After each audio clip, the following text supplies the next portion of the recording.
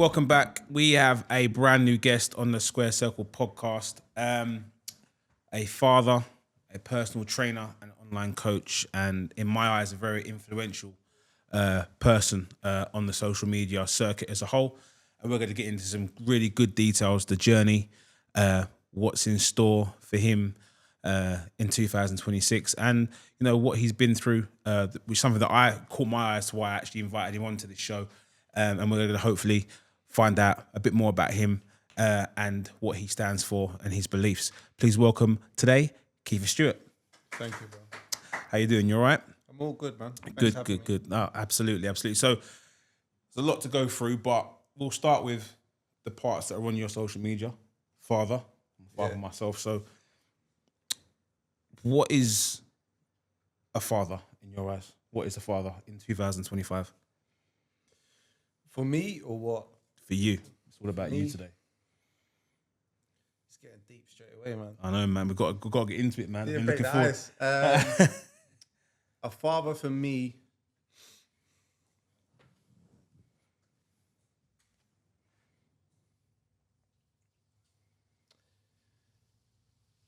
I don't know. It's kind of hard to unpack.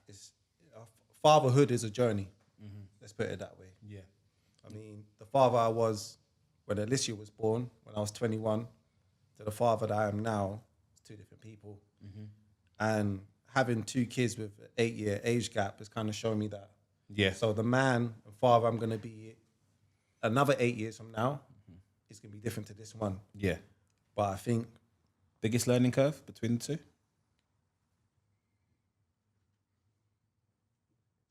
Mate, it's a headache. That's what I've learned. It's a lot. It's a lot. I mean, there's been times of like, I think the key thing is practicing to be present as much as possible in all sense of the word. Practicing, like this morning we had gymnastics competition with Millie. Okay. So waking up early enough to be there. Yeah. The mum made it clear that if I'm not there, she's going to be really anxious, really nervous, and she wants me there. The summer holidays just gone. They wanted a coach for Alicia's football team to help out. Mm-hmm. So I had that opportunity. Okay. So being present, having an age gap as well, what it's shown me is I'm only going to get them once now at this age. Yeah. Whereas I can look at Millie now and remember Alicia being the same age. Mm. And it's a reality check that Alicia is not going to be 13 again. Yeah. So as much as it's a roller coaster, having a 13-year-old, I'm not going to get that 13-year-old again. Yeah.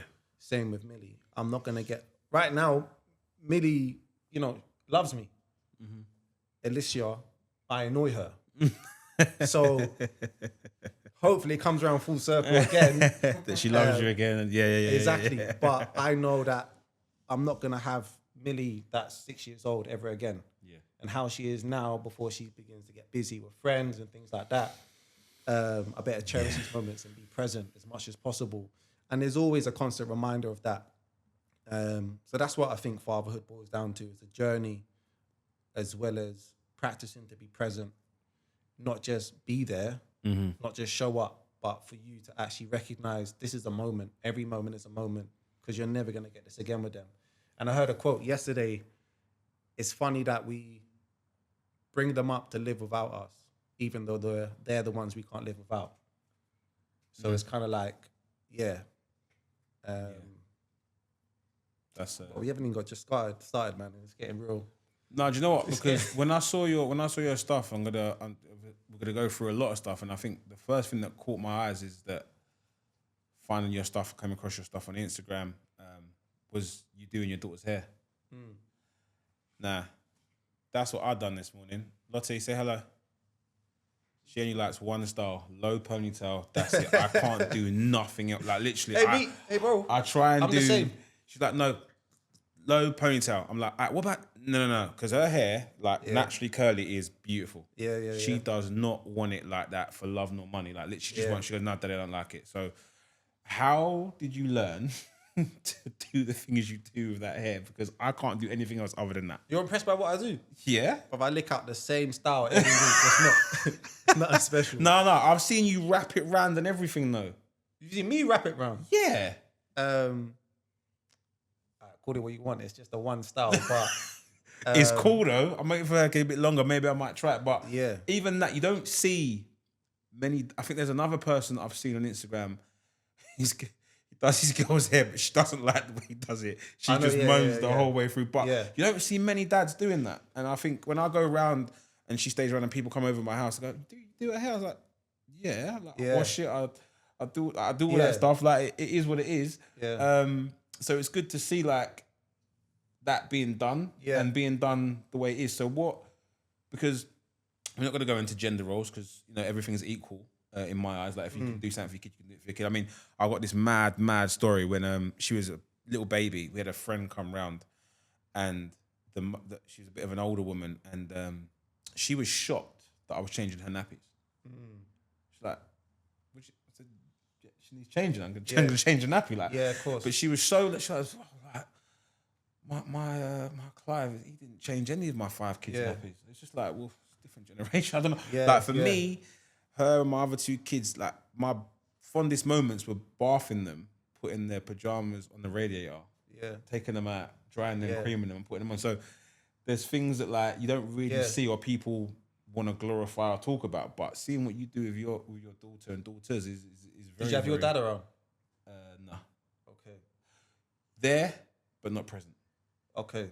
Yeah. So, and the thing is with that, where's he from? What country is he from? Dominica. Okay. So, but I understood that quite early on that he was an old school West Indian man who just didn't.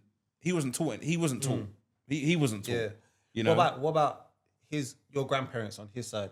Didn't know him. Okay. Didn't know them. Don't know anything about him. Yeah. So I don't know if I picked up that because I knew I wanted to be a bit different. Like, listen, my dad worked. You know what I mean? But he just was an old school. He'd work till the Friday, go bingo on a Friday. Yeah. Like, it's only when I started playing football and when I fought. Because football and fighting, the 2 things he made sure he was at. But everything else in between, he's just, you know, he just, like, my dad never bathed me. My dad never put me in a bath or took me out of a bath, nothing like that.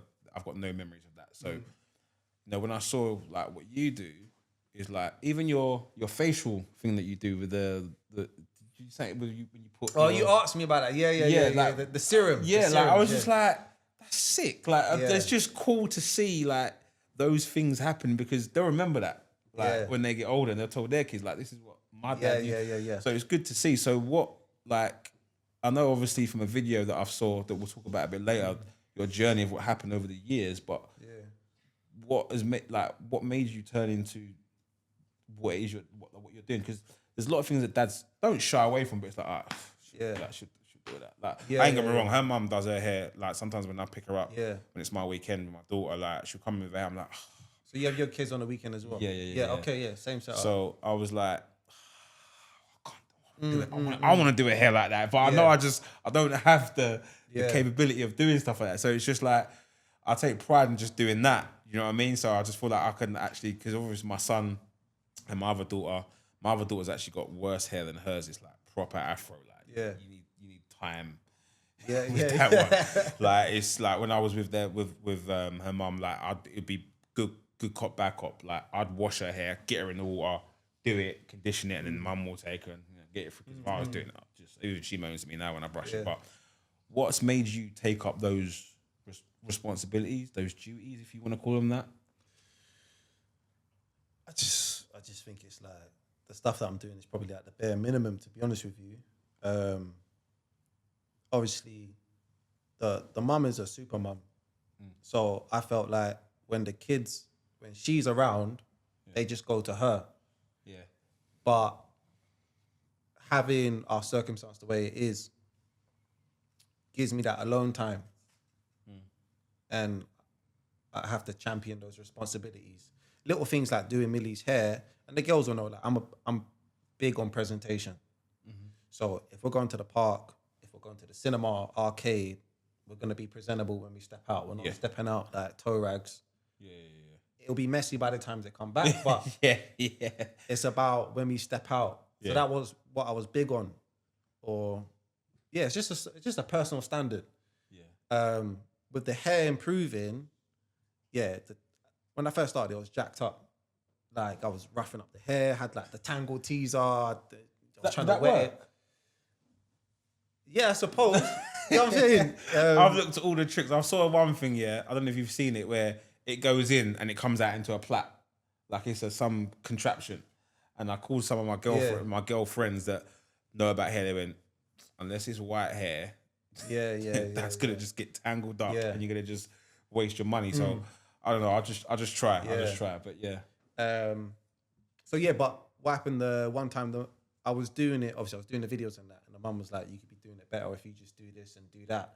So I think I can't remember, was I using the hair food before? Or did you show me about the hair food?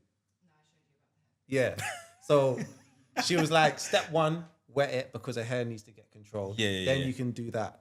And then you need this type of brush for that. And then she showed me about the hair food and what the hair food does this. When you introduce the hair food, then you use this type of brush. There's just so much to unpack here. Yeah, so I was like, okay, because what I was getting frustrated because I was doing the hair, but like bare things, like bare little strands be popping out and stuff. It wasn't. That's what I'm talking. Listen. What I don't understand, I'm talking to you as well. I'm talking, I hope you don't mind, You see, when you use the gel, how much are you supposed to put on? It really depends how well you've prepped the hair before you gel it.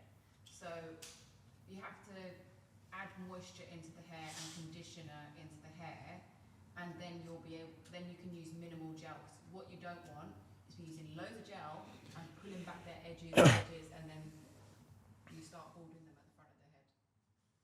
It's chemistry. So, yeah. So I shampoo, I condition, So I shampoo, I condition, Yeah. After I condition it, I don't put nothing else in it between that and putting the gel in. No, you need moisture into the hair. See, that's the bit that's confusing because all the stuff that I've bought, this moisture is like to keep it curly. Right, But then I'm combing it through to put it in the ponytail anyway. What would you want, that just a proper slick?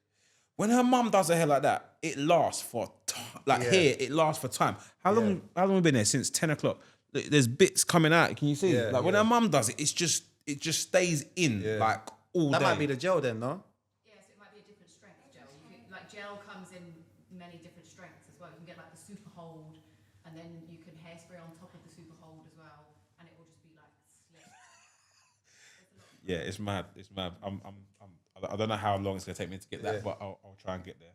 So you're obviously very present, which is great to see. What made you, like, when you say being present, it's always something that's like used as you've got to be present.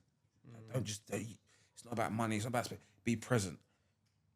Can you now, or if you've learned to, or if you've done it from the start, switch off when you're with your kids? What do you mean? From everything else. So nothing else is I'm like that anyway. You're there. I'm like that anyway. So that has pros and cons in itself.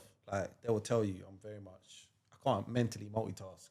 So if I'm not working and you're messaging me about work, it's gonna be hard to kind of tap into me. Like I'm chilling, I'm watching K-pop Demon Hunters right now. I can't be. Hey, don't even start you. Yeah. Oh, well, you know, like K-pop Demon Hunters. Yeah. Don't start you. Yeah. So it could. I find it hard.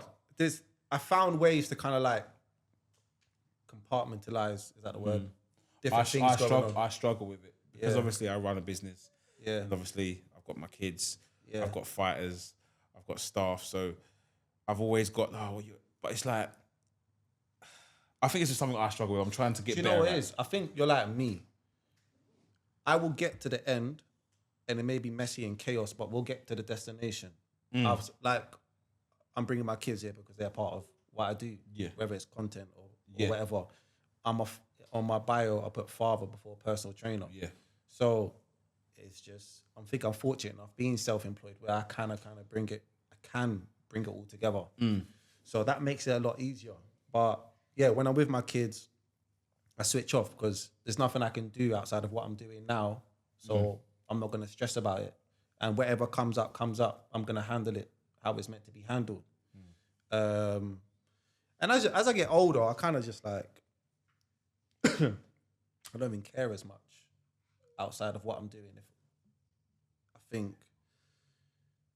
switching off is healthy, it's part of the balance.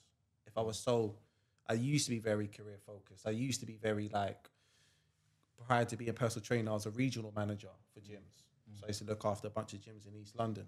So my emails, the WhatsApp group going off, someone didn't show up for work, the cleaner didn't get the cleaning products, and there was like, PTSD.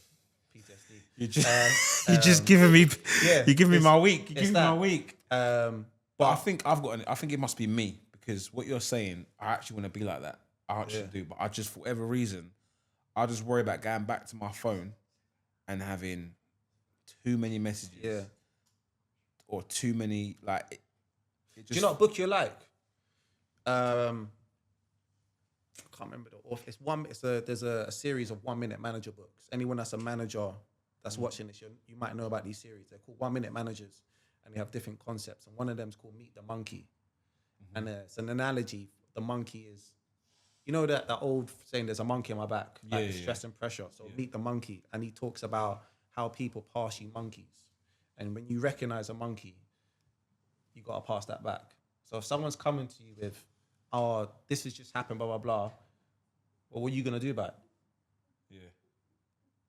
What do you need me for, and what can you do by yourself? Yeah. So learning that over the years as well, that was good, and recognizing I don't need to take on every problem. Yeah, I think it's good to hear someone like you say that, because I saw a skit with Kevin Hart in, and obviously he's a multi-millionaire. So when he goes with a sort of, not a backhanded comment, but like a side comment of, "Oh yeah, when I go in my house, I put my phone in another room and I stay present." I'm like, yeah, okay, well, I'm sure you can do that. You've probably got someone else answering your phone. You put it in that room. So it's good to hear and see that, you know, people. I just struggle. I'll be honest. Like, it's just something that. I mean, they will tell you like I'm always working is the general caption, and I think I've always seen my mum work tirelessly, and my dad to a certain extent as well. So I never had that time, so probably I don't appreciate it. You know where I'm coming from, because I was always working. So it's probably something that I'll definitely see if you do make the effort to do it. Do you feel agitated? Say like you was to put the phone in the other room. Yeah. I just want to check like if there's anything that needs to be doing. If you, do you know what I mean? Yeah. Like I'll find gaps where I'm like, all right, they've eaten, he's eating. They don't need me right now. Let me just check what I can get done. Yeah. Instead of just like this, just chilling here. Like the only time, the most I'm not on my phone is when I'm doing these episodes. Yeah. I can't do them all the time. Yeah, I hear that. I mean, yeah, I get those feelings. It's an anxiety, and that comes with maybe not being in control enough. But yeah, I've just learned to let go over the years. Do you know what I mean? Like when I first became self-employed as a personal trainer, was just after lockdown as well. So I went from employed to being unemployed to be self-employed. Yeah. And I had like financial anxiety. I wasn't getting that guaranteed paycheck. Yeah. So I was just selling PT like it was crack. I was just selling it. And even though money was coming in, tenfolds more than my paycheck, because it didn't come in one lump sum, I was just paranoid. I was just thinking about, well, might not be guaranteed 3 months from now. And then... You know what? You're saying something, and it's something that her mum used to say to me. It's like, she'd be like, it's been 2 years you've been doing it. It's not going to go bad. Yeah. But we don't know that. Yeah. We don't know when it's going to be that last person's PT. We don't know when that person's going to go, do you know what? I'm going to go down a different route of training. So I've always been on it. And I think I used to be in recruitment and worked in a estate agency. And everything's... everything's target based. It's like the month. But that's good. Every month you start from zero. Yeah, literally. Every month you start from zero. So it's like... That's been amplified when you run a business, because there's no one else. It's on me if it happens. I can't go to anyone else. So, and that's why. I mean, I have them every other weekend, but I do think it gets to a stage where you want to be as present as you can, but at the same time, but that anxiety, it comes with pros and cons. It turns you into a laser beam when necessary, and you can really dial in and tap in. The disadvantage to that the disadvantage of playing off that anxiety and pushing for high performance is your cortisol levels rise. You find not necessarily the healthy vices to cope. Yeah. That's You know, true. you're looking for an equally high dopamine to balance that stress. Yeah. So that could lead to things that aren't healthy for you. So even though it feels good, to compensate for what doesn't feel good, you're doing twice as much damage. So it got to a point where I was burning out. I was doing like 13 hours up, 5 in the morning, not back till 9. Then I want a meal prep. And then I got to wake up at 5 again for my first client. And then I was burning my candle at both ends. Yeah. And then I got ill. Like, this was well after lockdown, but I don't know if it was COVID, but it beat me up. And I remember, like, I had a little bit of depression because I couldn't work. For the first time in maybe like 2 years of being high performance, banging out sessions, I got humbled and had to sit down and rest. I was really ill. The girls would probably tell you I was just probably being you see what I'm saying? I've got the man flu, like every man's dying, but I was literally dying. Yeah. I literally said, I might need to go A&E, this might be it. But yeah, I remember feeling depressed about that. And then, I don't know, I just kind of thought to myself like, oh, I'm not working. That means I can't charge for the sessions that I haven't been able to do. I was exhausted. Even when I went back, I was still lethargic. I wasn't really fully recovered. And then, but what did happen is, like, everything just came anyway. All the money I needed, bills got paid, people got paid. So it came down to just like looking at my track record. I've never actually failed. I smashed my sales targets when I was in sales, got promoted, had hard months, still came out on top. And it's just like I start looking back at all my achievements, everything that I could be proud of, and realize, oh, I've got this. It's always going to work out because I know how I have enough life experience and enough of a network to give me. I just feel super confident with being able to deliver. And if I can't deliver, then taking accountability. All right, cool. I can't maybe afford this that month, or maybe I need to double down on work in this area, and just being a little bit more mature with it or realistic with it sometimes, so I can take the pressure off. But I think at this point, yeah, I want appropriate pressure, but I don't want the consequences that come with like this whole up 5 a.m., 13 hours, been there, done that, bedroom. It's long. Like, and when I think for me, it was like I never said no. So it was like it's actually happening now, and I feel like, I wish I learned this like 4 years ago. Is that if someone wants you to train them, you tell them when you're available. yeah. For a very long time, I was like, okay, she wants that, he wants that, she wants that. Okay, you might miss out on a couple, but when you actually think about your whole world life balance, it was actually better. I mean, I was on the field just over there in lockdown, and I was out at 6 all the way till 7. That's not with a gap. That's one after another, because in lockdown, everyone had to find an hour to train. I was on the field, and I think that's what done me. I wanted to keep that then when opening up a gym, which probably wasn't the right mindset. I was like, no, I'll just PT all day. But if I'm PTing all day, nothing else is getting done in terms of from a commercial aspect, from a marketing aspect, from any aspect. If you're just in the gym training, which is something you need when you start a business, absolutely. But I think that mindset has stayed with me. It's like, right, always got to be on it, always got to be doing it. And as I'm getting older, I'm starting to realize that really it is about life balance. Yeah. But there's people that have kept telling me, another guy that I know owns his own sort of karate club, he goes, Mark, every 3 months you've got to give yourself a break, bro. Like, you got, but in mind, I'm like, yeah. The thing is, what people don't understand is you actually enjoy it, more of it than you do dislike it. You enjoy the work. Like, I'm assuming you do. Yeah, of course. That's the thing. We actually enjoy the work. It's self-fulfillment, and the more you work, the more you feel, the less of the problems in life are going to occur, because I'm staying on top of business. Yeah, of course. So there's a big self-fulfillment in it. Yeah. However, there does reach a point where you are just missing out on important things. Yourself, like just scheduling times where it's just not about that. Because when you're working so much, you can't even look from the outside in no more to make objective decisions as much because you're stuck in it. Sometimes going to another gym allows you to look at what's going on in your gym a little bit more because you're experiencing this, or just taking time off with the kids and making sure you're spending time with them allows you to appreciate work and what you're doing a bit differently. So I hear that. Everyone finds out every 3 months for me wouldn't work. I need it weekly. You know what I'm saying?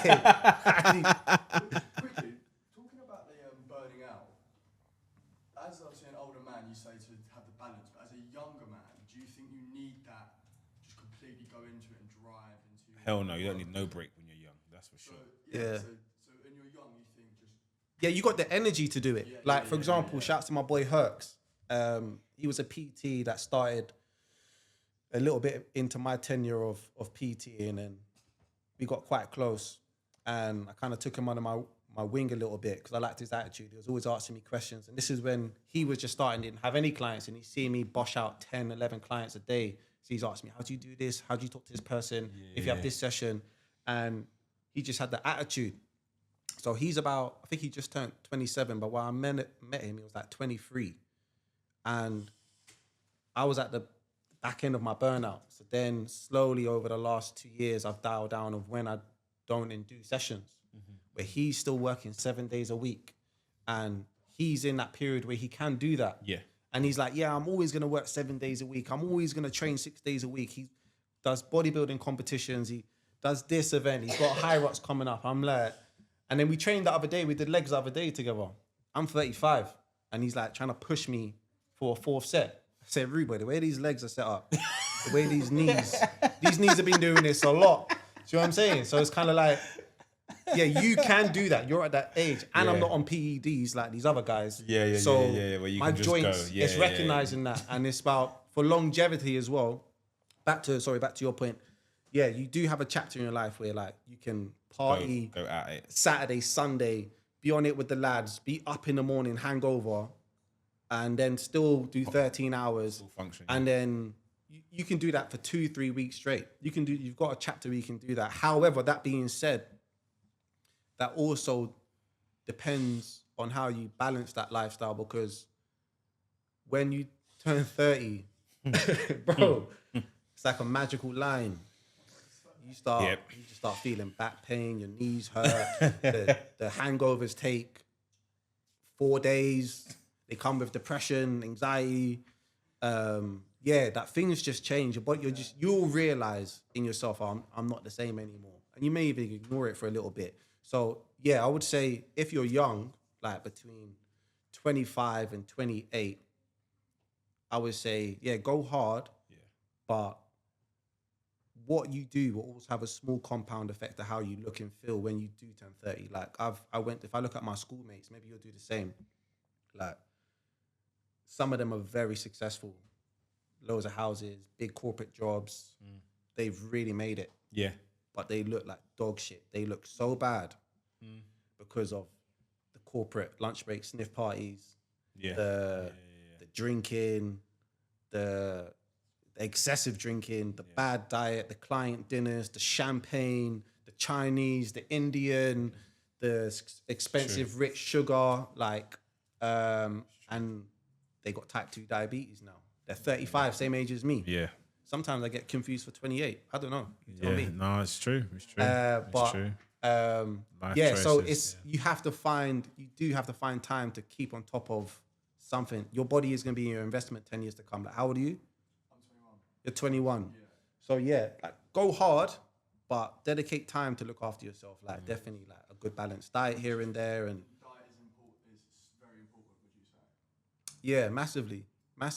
But I'm not a big fan of extremities, like Eddie Abuz or the carnivore or keto or anything like that. I'm not a big fan of that stuff. I'm a big fan of just prioritize protein, the micronutrients, bang gym, get strong, dial it in sometimes for the holiday, and stay within a margin. So if your base weight is say 64 kgs, maybe put on 3-4 kgs of muscle. And then if you lose it a bit, it's cool. but have your barrier, then stop, then build it back up. We're gonna, it's like, it's an ebb and flow. You're gonna go up and down in life. Yeah, But as absolutely. long as you know when to get on job, you know what I mean? So yeah. That moves perfectly into my next topic, which is something that I've only found out about myself recently. It's one of your posts where you talk about people crushing their PBs but still not happy with how they look. Yeah. What the hell is that? Because people look at me and go, "Oh, you're in good shape." But when I go to the gym, I see other guys. I'm like, "No, I'm not." Like, because I see him and he is like cut or ripped. Is it called body dysmorphia? Is that what it's called? Is that the terminology of it? What is? Explain like what your whole understanding of it or your thoughts on it. I think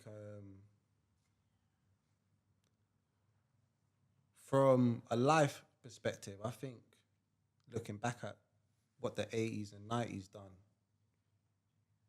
what mainstream success looks like, our favorite actors, singers, pop stars, movie stars, our sports stars, they were commercialized and put to the front of what beautiful is, what successful looks like, what handsome is, what beautiful is. And I think ever since, since the days of OK Magazine and what we see on TV, and it's just now on steroids because we have social media. So now, I was talking to someone the other day, who's someone that's like a celebrity that's beautiful? Let's say Kim Kardashian not mine Either, but yeah, we can use it as an not yeah, my that's cool. flavor. Yeah. You know what I'm saying? But let's just say, because she's a bait name, we'll say Kim Kardashian. But you can go on Instagram and find a girl 10 times more beautiful than her that lives in Basingstoke. Just because we have access to so much now. And that's just heightened it even more. So that's one side of it. It's just what we are exposed to. Whereas before social media, maybe TV, the most beautiful person was only available in your village and could only go so far. So there probably wasn't as much as a comparison need there. So that's one element. Then the other element is, it's just, even in my environment, like I went from a commercial gym to one of the biggest bodybuilding gyms in London. And being in my commercial gym, the standards for what a good physique was lower. So I was top dog in there. If I back off my top, I feel pretty chuffed with myself. I go to this new gaff. I'm all looking in the mirror like, because my man over there has an 8-pack. He has veins on his neck. There's this guy competes. There's that. So it's just a natural comparison of, I don't look like that. And that looks incredible.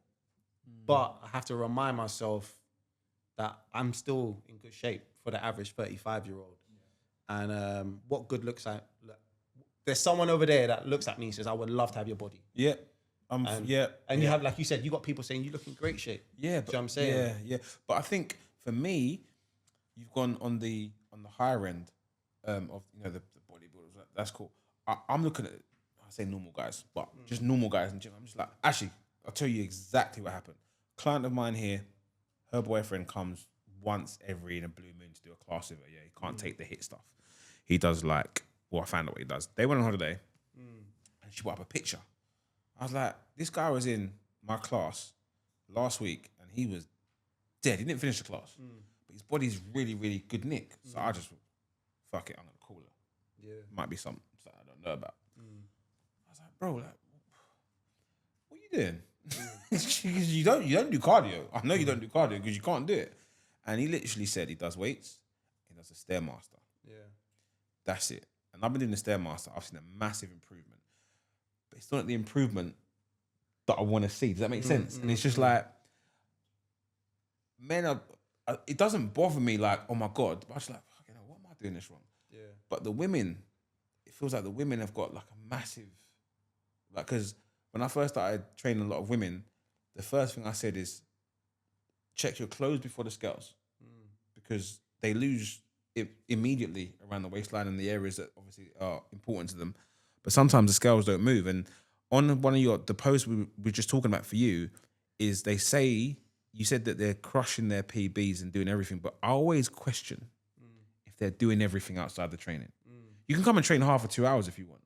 But if you're not going to keep to the diet or keep within a balanced, who are you kidding? And I've clocked it when I start putting people in touch with a nutritionist, and they have to pay that money to the nutritionist, and then the nutritionist, and all of a sudden, these results start coming in. And he's not giving them no magic menus here.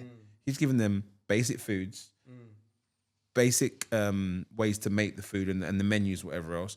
So I think a lot of it, some people think they can just go to the gym, train, and it doesn't matter whatever else they do, how much water they have or don't have, how much sugar they have or don't have, how much sleep they get or don't get, and then want that end result. So how much of it do you just, no, you're doing well, or do you, because there's a couple guys, I know you've probably seen them, that are savage in their, I don't know if you've seen the guy, the American guy, he literally bullies his clients. Which one's that? The black guy. Yeah. He's like, oh, you can't pick it up. I bet you pick up that drink last night. Yeah. Like he goes like the complete opposite, which I think some people actually need, in my opinion. Yeah. So what is it you do? Like, because sometimes we're here to coach them. Like, no, you're doing well, but if they're smashing their PBs, they're not getting the results they want. Is it a case of it's in their head, or do you try and maneuver what they're seeing? I think with coaching, there's different strokes for different folks.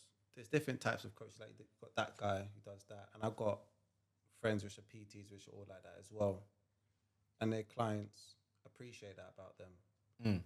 That's not my style. That's not who I am naturally. I would have to fake it to be that sort of person. Yeah. So with my clients, I try to. I like substance. In the sense of, it comes from sales actually. So I think I must have smashed like a target when I was like 20, and I got put on this sales course, which is worth, I think you have to pay like tens of thousands of pounds for it, but Fitness First, the gym I worked at, they paid for it. Okay. So I went on there 2021, and I just learned like human psychology, the art of selling, and about really meeting people's needs. And it's like a crash course of just like how to build trust with someone. Yeah. And the only way you can do that is by building a sincere emotional rapport. From what I had to learn, for you to buy a 12-month contract with me, that's what it was back in the day. Yeah. You had to sign the paper, you got like a yellow copy. Yeah. For myself. You won't know about them things. You know what I'm saying? Yeah. So it was a lot more manual. Wow. So So, but I was selling to people that would largely walk off the street, just shopping at Sainsbury's. Say, I've been meaning to like join a gym. Let me just pop in and have a look. Yeah. Then you have me come out, and I've already got a whole structure in place to basically, before you leave, you're leaving with a 12-month contract. But for that to happen, if you to feel happy about it, not feel like hard sold to, you would have to I would have to build an emotional, sincere relationship with you. Of course, yeah. In however long that took.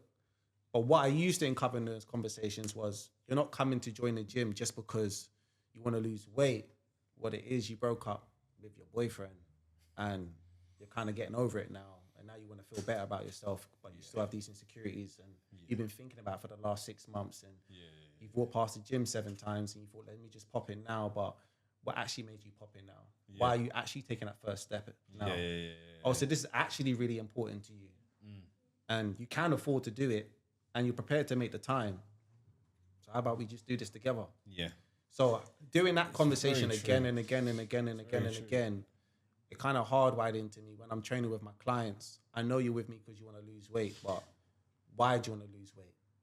Not only why do you want to lose weight, but what's emotionally driving that? Yeah. Is it insecurity? Is it fear? Is it a motivator? Is it something you're afraid of? What's that? And then when you tap into that level, then it's like, well, until we work on that, then you could lose weight. Doesn't matter. In 10 months now, if you're triggered again and that triggers that insecurity, it's going to come all back again. Yeah. And that's what happens with a lot of people's clients. They do these 8-week challenges, not cussing out any PT. You got to get it how you can. But I have a certain level of like integrity when it comes to, if someone leaves me, if they, like, I've had clients that have moved to Dubai or moved out of the area, and they still hit me up and like, I still hear your voice in my head when I'm in the gym or when I'm doing this. So it's about long-lasting results. Like, we're just like basically underpaid therapists. Yeah, like not everyone's gonna fast for 4 days and then break their fast with a tomahawk steak and 10 eggs. Who's going to do that? Do you know what I mean? And then go on a water diet and then you're going to, don't eat carbs or don't eat this or cut out sugar. Don't have this, don't have that. Yeah. I might want that carb and sugar, you know what I'm saying? I'm probably going to need that at some point, you feel me? So my thing is like, how can you make a real change to your life? And that's how you feel about yourself. Because it's either going to come back tenfold 6 months or 12 months down the line when I'm not around and you pile it all back on or lose all the muscle. Or you're going to go to an extreme and then invoke like body dysmorphia. You're still never going to be happy. Yeah. You're still always going to look at someone and be like, oh, I'm still not, because you haven't fixed the root cause. Yeah. I still have 1 or 2 clients who are like that. And it frustrates me because, again, you just deadlifted 3 times your body weight. You've been with me 3 years. You started on not even be able to squat. Your ankles were shit. Now look what you can do. Yeah. Yeah, but Keith, man, like, look at that. You know what I'm saying? You know, but It's actually very true. Yeah. What's your thoughts on how the gym is used for those things? What do you mean? Breakup, divorce, bereavement, depression, lost job, lost girlfriend, moving abroad, getting married. I mean, people are now celebrating divorce, which is just absurd. Especially those age. You know, my client who's a solicitor sent me something. He was talking about why people are unemployed, and he sent me a recent statistic. Let me get it up. Okay. Here it is. So, the assessment of health-related universal credit from January 2022 to May 2025. Mental and behavioral disorders, unemployment, 1.6 million people. So at the top, and below that, you have musculoskeletal system diseases, you have digestive system diseases, circulatory system diseases, and the list goes on. At the top of reason why people are unemployed is because of their mental health. Now, we can all have different opinions on that, but one thing we can all agree on is before medicine, antidepressants, or any substitute, exercise is the best form of help for any sort of mental health issue. Absolutely. That's the first protocol. And the thing is, everyone knows that. Yeah. Everyone knows that. Everyone, even the people that hate the gym, that don't have mental health, know how much better they feel when they leave here. Yeah. So my argument to that is, not argument, but debate to that is, why isn't it just something the government give gyms like a sort of funding process for free to combat that? Because they want, I'm allowed to even say this because they're gonna like TikTok gonna ban me again. Listen, they're gonna target, man. This is risky territory. They're gonna say, listen, you know, tablets are the way forward. No, it's fucking not. It's not. It's not, and we all know that. But I want to know. Well, we do know. Look at COVID-19, for example. It's a $1 trillion business. Yeah, look at COVID-19 when they locked down everything. McDonald's, Burger King, Pizza Hut, Uber Eats were all allowed to stay open. Gyms had to close. And construction places. Because social distancing and fear of passing it on, right? The number one victim of COVID-19 was overweight people. Make it make sense. So it's kind of like the decision making from the top down just isn't either one in touch with what's actually happening or greed, which is what it's always going to boil down to. If there was a way they could lobby through gyms and it'd be profitable for them, then yeah, we would be. I'd be able to go to the council, get a budget. Listen, I've got X amount of experience. I could help tens of thousands of people. They don't want to know. They don't want to know that. They don't want to know. They want to know that. They don't want to know that. They want to sell the tablet. They want to sell the pill. They want to sell the illness, so that, you know what I'm saying? The cure will never be cured. Yeah. What do you think about these new jabs, the weight loss jabs? In your opinion, what's your opinion on them? Yeah, I done a post on that one. Did you see that one? No. Yeah. So a mum, I think she's 54. I'll get it up. I think I just get up from here.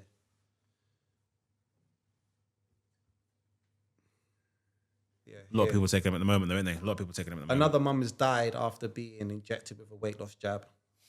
before we judge her, let's talk about why women feel forced into this. Her name's Karen McGonigal. She was 53, and she was given an illegal dose of a fake skinny jab at a beauty salon. Days later, she died, and now her daughters are pleading out for change to happen. It's not about one illegal injection. It's about a system that makes women feel like they're failing if they're not shrinking.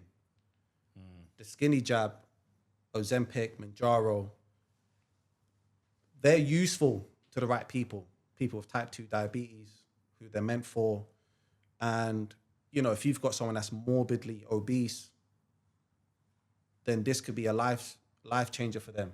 It's about, you know, you've got someone that's probably had an eating habit. I've got a friend, I won't say his name because he might not want me to, but he's had an eating disorder since I've known him since I was 2. He was a big Irish lad. And his parents used to reward him if he could finish a meal as big as his dad's. And the reward was dessert. So when he's got a job now, he can reward himself as much as he wants. So the weight has just scaled off the roof. He now has able to take back control of his willpower. There are a small minority of people who this can really benefit. I feel like there should be more measures in place for education and to help people to understand what's important if you are going on it. You're going to suppress a lot of your hunger or your appetite, but you need to focus on meeting a certain protein, a certain minimum amount of protein, your minerals, staying hydrated, and still exercising. And someone, just like if someone was to go on steroids, if you had an integral coach and you was going on steroids, that integral coach wouldn't just give you a mad stack where your life has been shaved off for 10 years. He would do it in a way where it's educated. There's a way to do it. Yeah. If a man reaches around 40, 45 and he gets his blood work done and then his testosterone levels are just really down, he could get the GP to help him bring him up to the healthy markers, which is going to boost his confidence, his mental health, his work, like his energy levels. So I feel what it is just like you got two people, you got a group of people exploiting that female insecurity. But who is though? And where are they being exploited to? What are they seeing? Say again? Where is it being exploited? That's becoming like it's coming into there. Yeah, because it can be ordered online quite easily. But where are they seeing it? You say it's being women now they want this shrinking. They want to be, be smaller. But where's that pressure coming from? That pressure is coming from, again, like the algorithm rewards beauty. So we say, I made another topic about this. I was saying, beautiful women deserve privilege. Privilege, yeah. Or that's what the world tells women, and it's like, well, how is that hard? How is that not hard to believe when the algorithm constantly rewards the most beautiful people, the most beautiful girls, the most aesthetic men, the best of the best, and we're now just inundated with seeing like the 1% of the genetic gifts from gods constantly on social media, where it's kind of like, yeah, it's hard not to trigger insecurity. And then it started with celebrities using this wonder drug, skinny jab, to get in shape for movies or to maintain a certain weight, because even they're under pressure. To get certain roles or to get casted, they have to look a certain way. And then that secret skinny jab has leaked out of the elite circle of celebrities and gone into like general society. Now I actually heard about that the first time for Hugh Jackman, who was Wolverine, and he had to be able to get in shape within 6 weeks, and there just wasn't enough hours in the day for him to train at a capacity to. But that you get, but I don't know why I don't want to say average person because everyone's equal to a certain extent, but it's like, why are people homing in on this? Why not just work hard and get to the gym? Is that the question? Yeah. Work hard and get to the gym. Why is that missing now? Yeah, I think that's where we kind of have to be empathetic to someone like Karen McGonigal, who's 53, has a kid, has kids, married, has to think about food, probably being told by some little fitness Karen that's 21 and everything's perky in all the right places. Oh, you just need to do this. You just need to do that. She can't just do this and do that. She's tired. She's tried the slim fast. She's tried the everything. She's tried everything she probably could over the years. And maybe it's a generational thing as well. Maybe exercise wasn't important as it will be to our kids, them seeing us in, you know, and then you have society telling you this, but then you go to your hair salon and Gemma's like, babe, just take this jab, it's all right. You know what I mean? Like 6 weeks, you'll feel different, you'll look different. Mental. You know, it's the same way, like, I think the skinny jab is equivalent as to why a 21-year-old who's almost at the peak of his testosterone would take steroids. Yeah. Someone he looks up to or someone around him has presented it to him. Yeah. The same way a young black boy from Brixton would be presented. You know, you can make $5,000 if you just... Yeah. The same way someone in a corporate ladder, you know, if you just fuck off your mate and you go for the promotion. You know, everyone's presented these roads and it's just about education, awareness. Absolutely. And unfortunately, it takes cases like Karen to die for us to kind of wake up and someone always has to, you know, be the sacrifice for us to look at what's going on in society. Yeah, it's just a tough time at the minute. That story is horrendous and terrible. And you just think, but it's like people in general don't want to hear nothing because, you know, cigarette boxes say this can cause cancer. That should be enough to tell people don't smoke, but they still smoke. So this story of Karen should be quite an awareness wake up for a lot of people, but people will still take it. You know, it's happened to her, but it won't happen to me. You know, so it's just it's a tough time. It's being a gym and a gym owner and, you know, train people, you just think like, come on, just come and train. Yeah. You know, which can be difficult for some people, but then also that message of like, it's all or nothing, or, you know, just work hard or make it happen. I think sometimes, a lot of the time when someone comes on board or they women and are in about coming on board, I promise them, and if are you going to kill me? Am I going to have to do this? Yeah. Listen, all you have to do, if you've never gym before and you're tired of these 8-week challenges or this fad diet, the best place to start is just do the bare minimum. Yeah. So easy that you can't fail, where turn up to the gym once a week and doing 20 minutes on the treadmill and sticking to that for 6 months is going to have a bigger compound effect than you going hard for 6 weeks. Yeah. And then take that 20 minutes to 1 hour, and then take that 1 hour to 2 days a week, and then find a slow implementation of small changes. Let's get into that then. Personal trainer pet hates. What is it your clients do? You're like, oh, if you do that one more time, man. Or if you keep doing this same... Come on, I need to hear some funny pet hates. We've got pet loves as well. So we'll go negative then positive. Pet hate. I've got to be careful what I say, because do you know what I'm saying? They're going to be like, that guy's talking about me. Probably just bad attitude, man. If you like, that's just something like, yeah, just a bad attitude. Just like, oh, I don't want to try this. I don't want to do this today. I don't want to do that. You get that? Yeah, I get that. No, that doesn't happen in this gym at all. That's not even possible. Yeah, I get sometimes some of that. Not so much anymore, but because my roster, like they're serious. They've been fine tuned over the years. I've let go of the ones that I can't just train anymore. But yeah, it was mainly just bad attitude. Bad attitude. Yeah. Pet loves. Pet loves. When you see a client, you're like, oh yeah, shit, they're listening, or that's how you're supposed to do it, or. Clients that also inspire me in other areas of the life, like the ones who are really good and made like serious changes over the years, I've noticed they have a certain behaviors that aren't just isolated with me. They have it in every area of their life. They're super successful in their job. They have quite a rational approach to just life. They communicate very well, and it's just like sometimes they're talking about a project or a scenario, and the way they handle it, it's even almost like a little bit intimidating, because it's like, bro, I'm dealing with someone who's actually got their head screwed on. Yeah. And that's why they are where they are. Yeah, it's good. Because I've got some clients that are like real high performers in their industry, and you just realize why they are. Yeah. Why they are who they are. Yeah. So that's what I love. More time just when they're constantly making improvement. They hold me accountable. Like sometimes I forget to get the app up where we log everything, and he's like, "Did you log that?"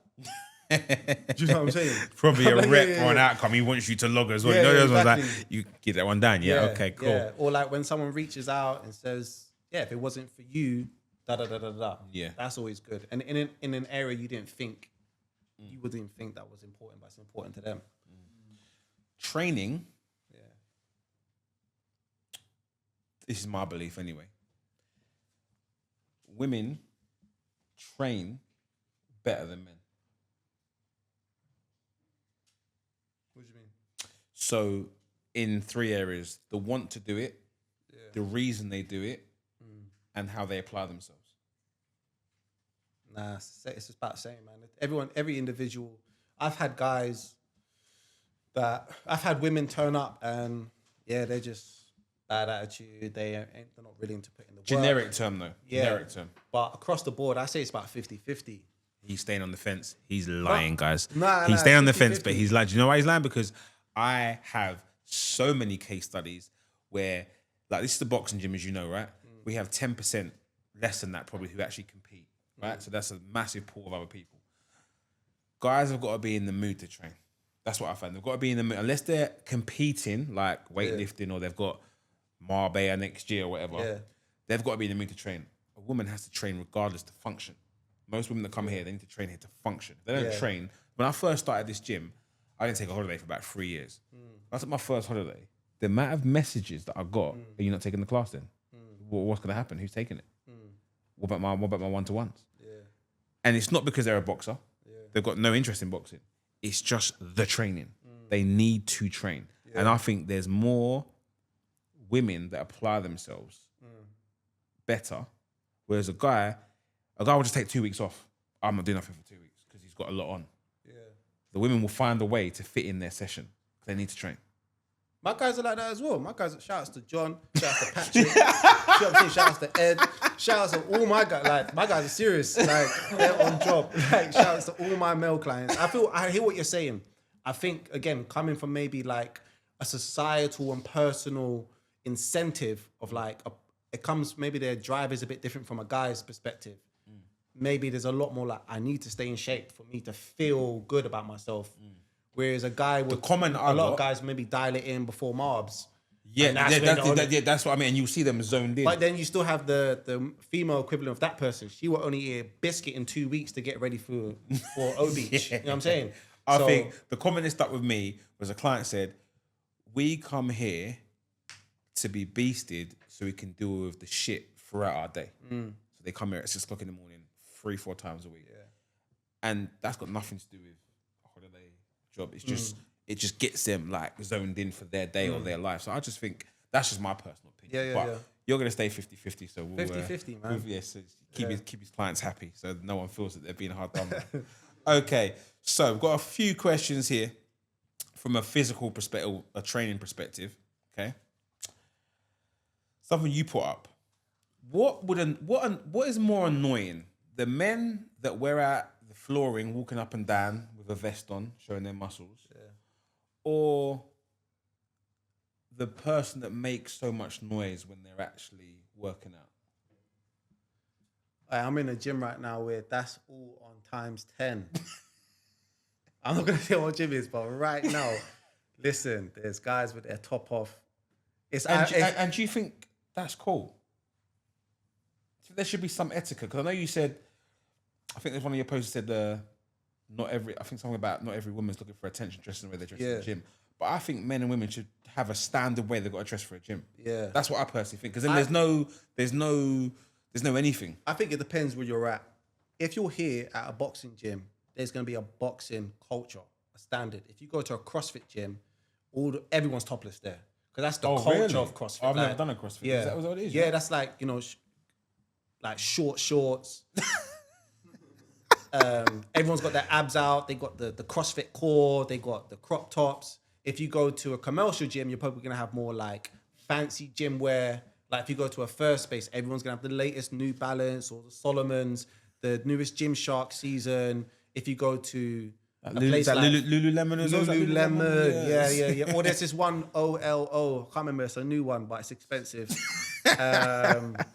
Then if you go to maybe a regular commercial gym like a Gym Group or Pure Gym, it's gonna be a mixed bag.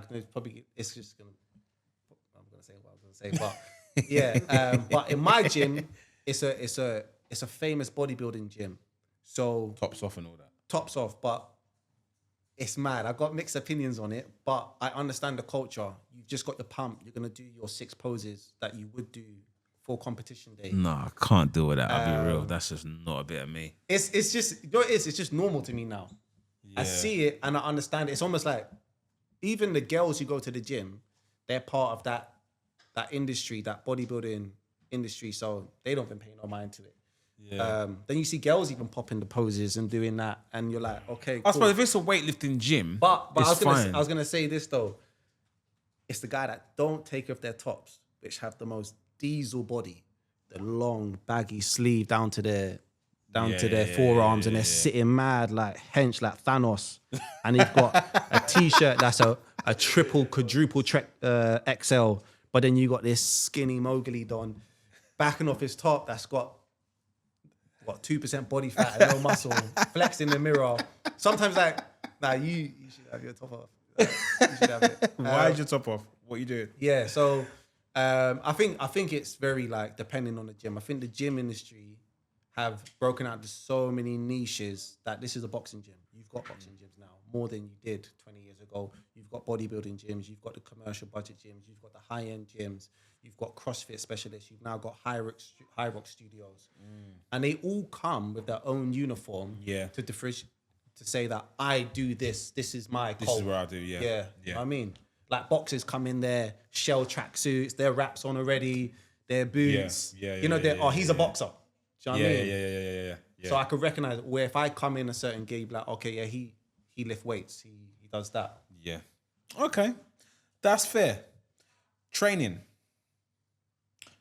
200-meter track. 1 lap of burpees. 1 lap of squat jumps. 1 lap of bear crawls. 1 lap of lunges. Or an hour and a half on the Stairmaster. You got burpees, bear crawls, Squat jumps. and lunges. All back to back. One after another. Or Stairmaster hour and a half. I got to choose one. The most sensible, the most beneficial one is probably the walking lunges. No. Let me repeat. You've got to do all 4. You got to do all 4? All 4 of those, back to back. I was thinking last time, but I thought it was impossible though at the same time. No. One after you do 1 lap of burpees. Yeah. 1 lap of squat jumps. 1 lap of bear crawls. And 1 lap of lunges. Or an hour and a half on the Stairmaster. Oh, you got there back to back. What, 200 a pop? Yeah.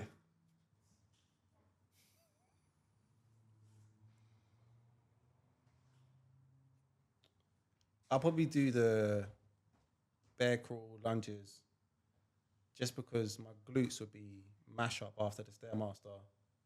If I did that, it'd probably be more fun. So you do 4 laps of all those 4 things. I'll do 4 laps of that instead of an hour and a half on the Stairmaster. What did you do, Joe? By the way, have you done 45 minutes on the Stairmaster? I've done an hour. Is it? Yeah, my glutes are humming Do you know after what? that. Nothing hurts me on that. I'll be real. Nothing it? hurts me on that. No, I'm actually. Everyone keeps saying. My brother keeps saying to me that, "Ain't your calves or nothing?" I'm like, "No, it's actually all right. It doesn't." Yeah, I'm just getting used to it now. Now I've got headphones. I wasn't using headphones before. That 45 minutes was taking. I was taking age, but now headphones just breezes past. Yeah. So, okay, so that's that. Okay, another deep one. Ready? Yeah. Top 3 things you want for your daughters.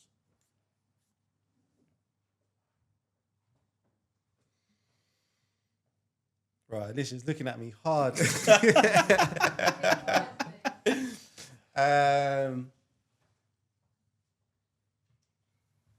I suppose when it comes to that time when it's just them out in the world, first and foremost, to come out of their adolescence and teenage and early adulthood as a kind person, I think that's really important because why are they laughing at me? Because how old are you? Don't mind me asking.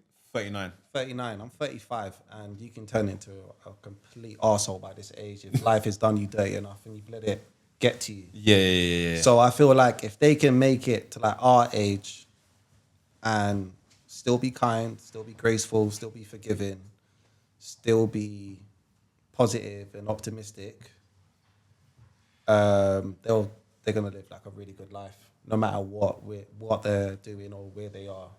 So that's one thing.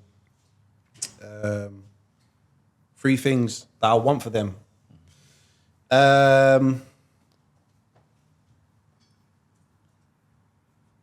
For them to be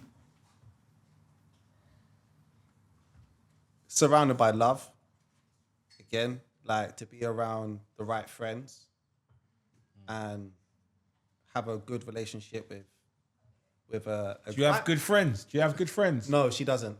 Okay. Say that now. So it's the hope. Okay. We're rooting for this. We're rooting for this. That you have a good she's got some good friends. Her football friends are really cool.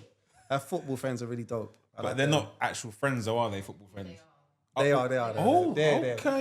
Yeah, they are. That's good though. You know, sometimes it's football. It's like it's just football, and then like. No, you they're got good. your- Do you know what it is? I coached them for the summer, and they're a good bunch. Yeah. They're a good bunch. I really like them, man. But yeah, to have a good, obviously a good family connection and good friends around them. Again, that aids you in life. So Yeah. I want that for them. The last thing is for them, no matter what they're doing, that they're passionate about it and they work hard at it and it contributes to society. It's not just a job you're turning up to just to turn up to. Yeah. Yeah, it's something that contributes to a purpose bigger than them. And they're happy doing it. Probably those 3 things. Yeah. What would they say about you? Come.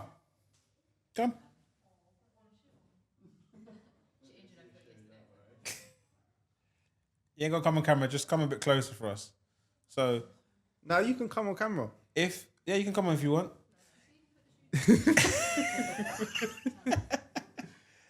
We're gonna see how close Dad will get to what you're gonna say. So I want you to try and sum your dad up in 5 words. Yeah? And he's gonna have to see, we're gonna see if he gets any of them that you might say. So the 5 you've got in mind, I won't have a clue what she's gonna say. I'm not just gonna I ain't got a clue. 5 things. I want you to text it to his phone. And then once you've texted it to him, we're gonna get him to pick 5 things and we'll see how many of them he gets close to. What she's got to text me 5 words. Yeah. It gives you words, it doesn't have to be like adjectives or anything. No, just wow, you're getting technical on a Adjectives. Sunday. I love Come on, that. Ali. Make me look good on that. Come on. That's good. Remember the other weekend when I brought you flowers? Remember that? Just remember that. Brought you flowers. Yep. How many you got? You got 4. Perfect. Send the 4. Wait for the phone to beep. You sent it? Yeah. Okay. Have you got internet? Yeah. Oh. What do you mean, have I got internet? Yeah, she sent it. Yeah. Have you got data? Okay. Checking if Dad's got data. Okay, so what of the 4, pick what you think she would have said about you. She's definitely going to cuss me in 50% of this. 2 of them are going to be a cuss. 2 of them are going to be nice. I'll go for the nice ones. I'm funny.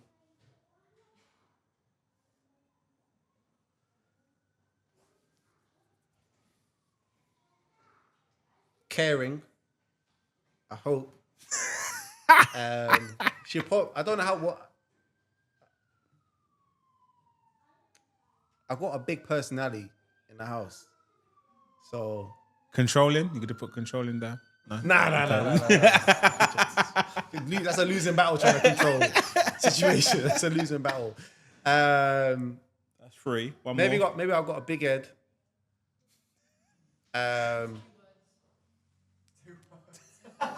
Okay. She's sharp. You're sharp today. It's Sunday as well. You're sharp, girl. It's good. Stylish and rah. I'm gonna go stylish, big personality, or like a character, funny, caring. Let's go. Let's see what you got. Read them out one by one. The first one's ego. And guys actually means big ego because she could use two words. Okay. Smart, playful, and kind. Ah, that's not bad though, is it? bad. That's not bad. That's not bad. That's really good. That's really good. That's really Yeah, good. yeah, yeah, yeah. Huh? Very important, yeah.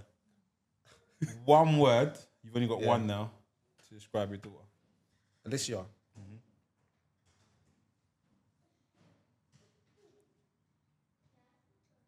One. One word.